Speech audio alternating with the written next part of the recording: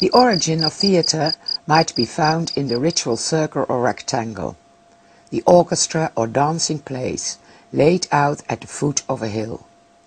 Here Dionysus was celebrated, the Greek god of fertility and wine, said to be born out of the thigh of Zeus. The worship of Dionysus was ecstatic by nature.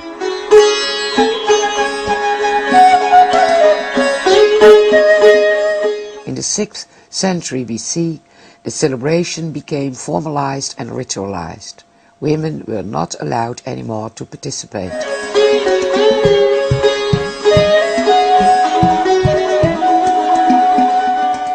Nearby the orchestra, a temple of Dionysus was built, and in the middle of the orchestra a thymele or altar was placed. And it is thought that the celebration started with the sacrificing of a goat, called trachos.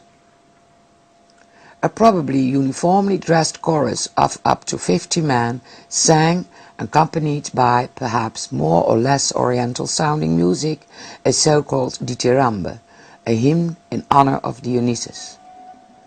Symbolic gestures of the chorus dance seem to have been closely related to the words that were sung.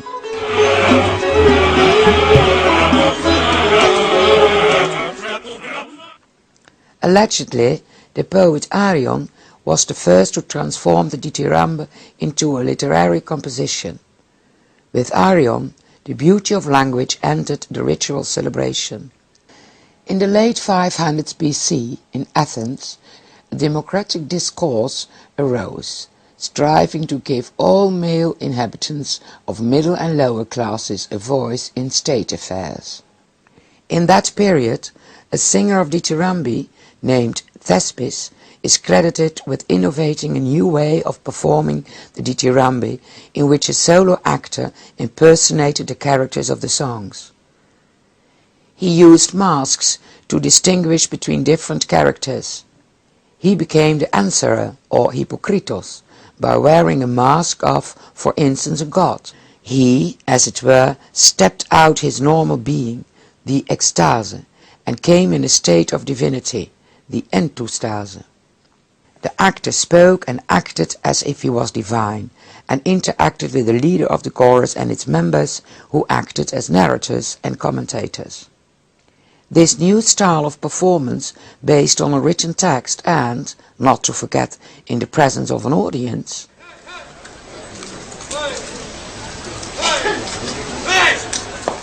may have marked the birth of theatre as we know it today. It is claimed that Thespis travelled about on a cart with plays. This could mean that he performed in several Greek towns.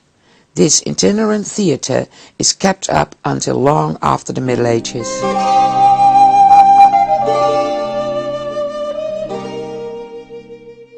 In 534 BC, during an annual festival called the City of Dionysia, a competition for the best tragedy was instituted by the ruler of Athens at that time, Pisistratus, and Thespis won this first documented competition.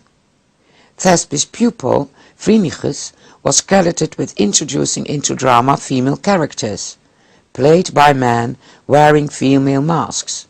He also introduced contemporary subjects. He won the competition with the Phoenice, who celebrated the defeat of the Persian king Xerxes at the sea battle of Salamis. However, none of his works, nor that of any other dramatist from the 6th century BC, have survived. In the 5th century, the City Dionysia festival became very popular in Athens. Temporary wooden tiers of benches were built up on the site of the Acropolis. Note the rectangular shape of the orchestra.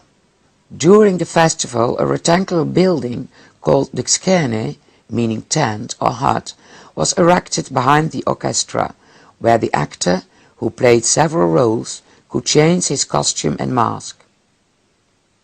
Perhaps the skene itself served to represent the location of the place, usually set in front of a temple, palace or house. Typically, there were 2 or 3 doors in the skene that led out onto the orchestra, and from which the actor probably could enter and exit. Only much later, in the 4th century BC, the skene became a permanent stone structure. Of all the hundreds of tragedies known to be written in the 5th century, 32 tragedies of only 3 playwrights have survived. The first of these playwrights was Aeschylus. He diminished the importance of the chorus and reduced it to 12 men. He probably innovated a second actor, thus making dialogue between characters possible. Each of the 2 actors usually played more than one role, including female characters. They wore always painted masks made of perishable linen, cork or lightweight wood. In particular on vase paintings, these tragic masks and costumes are depicted, but in most cases these faces are from a period later than the 5th century.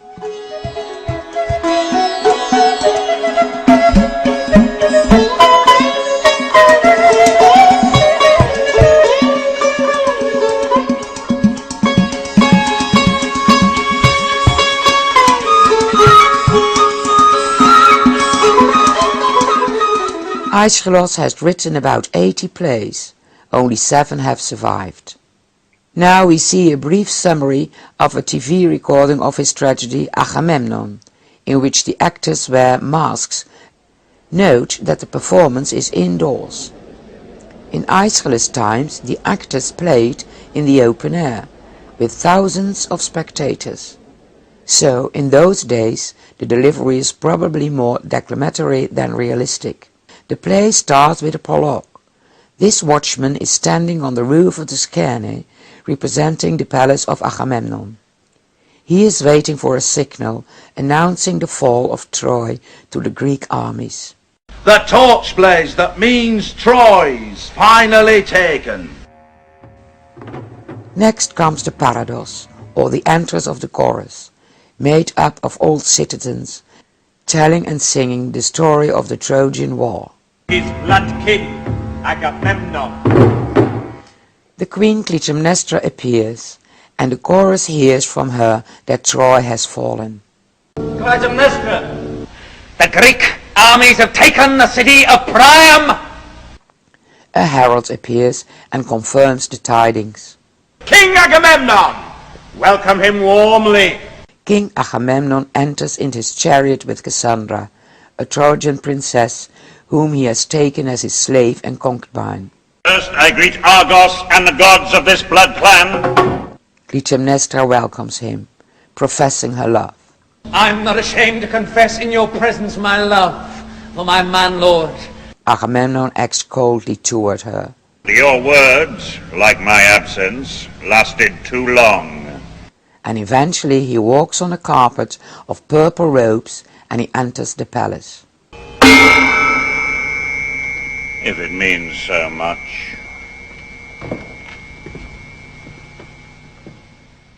She tells the chorus that they will see their king dead. 1 strokes for the slave girl butchered defenseless. The chorus fears grow, and they hear Agamemnon cry out in pain from inside the palace.